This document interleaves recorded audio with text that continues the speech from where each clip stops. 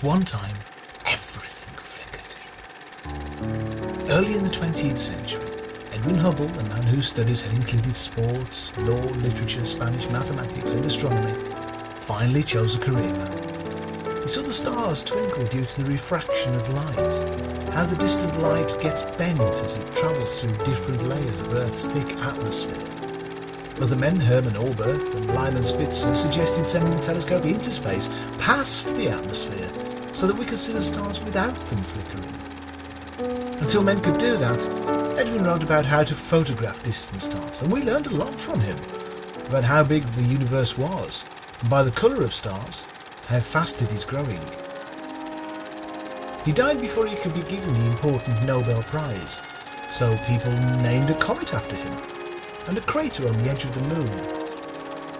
But we remember him best by the space telescope named after him. It took years to build, and many people helped, so it was quite expensive. The type of cameras it had were expensive too, as some could see types of light humans couldn't, such as infrared and ultraviolet. 3, 2, 1, and liftoff. Liftoff of the 25th Space Shuttle mission, and it is. But space was expensive, sometimes costing us much more than money. 1 minute 15 seconds, velocity 2,900 feet per second, altitude 9 nautical miles, downrange distance 7 nautical miles. When the telescope was finished, many people watched the Space Shuttle Discovery take it into space. Liftoff of the Space Shuttle Discovery with the Hubble Space Telescope, our window on the universe. Scientists waited to see stars stand still rather than twinkling. But the telescope didn't work.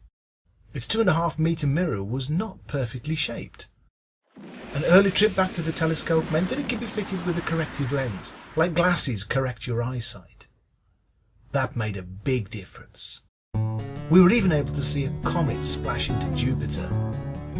The Hubble telescope was given new cameras, and its old data tapes were replaced with proper memory.